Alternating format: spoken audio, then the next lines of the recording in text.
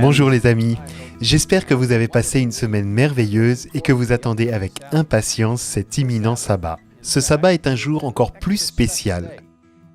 L'Église adventiste mondiale a désigné le 17 octobre comme la journée de l'esprit de prophétie et de l'héritage adventiste. Cette journée spéciale nous offre une merveilleuse occasion de réfléchir à la manière dont le Seigneur nous a conduits par le passé et à la façon dont nous pouvons avoir confiance en lui en l'avenir. Si vous souhaitez avoir plus d'informations et de matériel pour ce sabbat spécial, je vous invite à visiter le site web d'Ellen White Estate à l'adresse whiteestate.org. Alors qu'Ellen White approchait de la fin de sa vie, en réfléchissant à la merveilleuse façon dont Dieu avait conduit le peuple de Dieu, elle a écrit ces mots bien connus. En nous remémorant notre histoire, ayant parcouru toutes les étapes de notre progression vers notre état actuel, je puis dire « Loué soit le Seigneur ».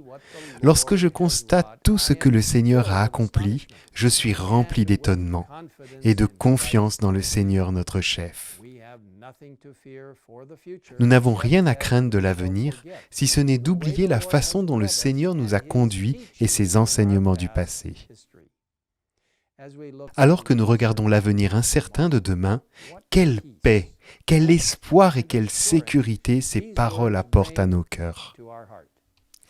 Nous avons ici le témoignage de quelqu'un qui a vu Dieu donner naissance à ce mouvement spécial du reste des derniers jours, précisément au moment prédit par la prophétie, guidant sa formation et sa croyance, en nous guidant encore aujourd'hui. Quand on pense à la façon dont ce mouvement a commencé, c'est vraiment étonnant. Dieu a pris un très petit groupe de personnes dévouées, des personnes qui aimaient Dieu, qui étudiaient les prophéties bibliques et attendaient son retour, et les a guidées dans sa pleine vérité biblique, les aidant à comprendre le vrai message du Christ notre Seigneur, le Christ dans le sanctuaire céleste, le message des 3 anges, son retour, la bénédiction du sabbat, la compréhension que les morts dorment jusqu'à son retour, le grand conflit, le don de l'esprit de prophétie, l'importance d'une vie saine et bien plus encore. Sous la conduite du Seigneur, le mouvement s'est développé, en s'étendant non seulement aux États-Unis, mais dans le monde entier.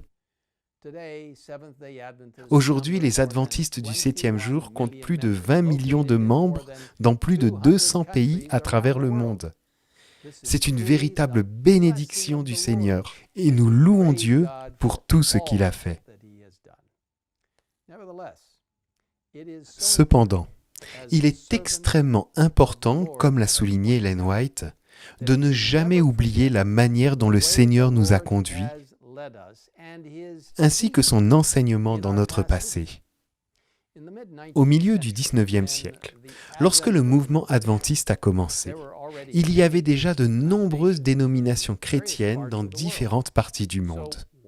Alors pourquoi Dieu a-t-il créé le mouvement adventiste du 7e jour à cette époque ? Était-ce simplement pour en ajouter un de plus aux nombreuses dénominations protestantes déjà existantes ? Ou bien y avait-il un but particulier, une mission spéciale pour ce groupe ? La réponse se trouve dans Apocalypse 12, verset 17, qui identifie les caractéristiques du peuple du reste de Dieu. Ceux qui respectent les commandements de Dieu et gardent le témoignage de Jésus. Et Apocalypse 14, versets 6 à 12, décrivant le message que le reste doit apporter, celui des 3 anges, nous exhortant à l'annoncer aux habitants de la terre, à toute nation, à toute tribu, à toute langue et à tout peuple. Il disait d'une voix forte, « Craignez Dieu et rendez-lui gloire, car l'heure de son jugement est venue.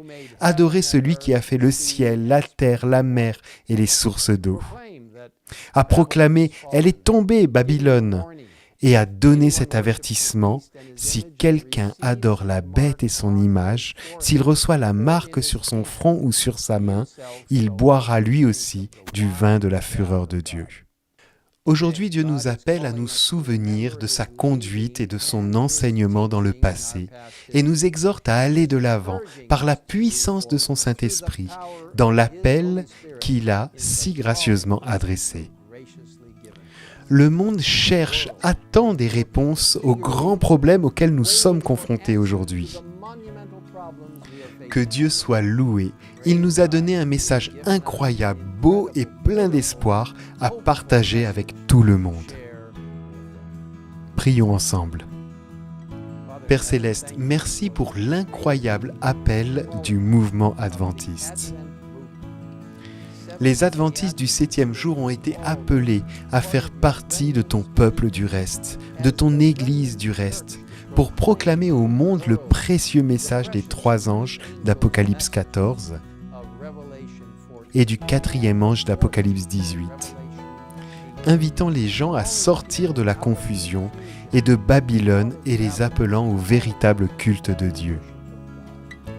Seigneur, aide-nous à être de puissants témoins pour toi en proclamant que tu es notre Créateur, que tu es notre Rédempteur, que tu es notre Roi qui reviendra.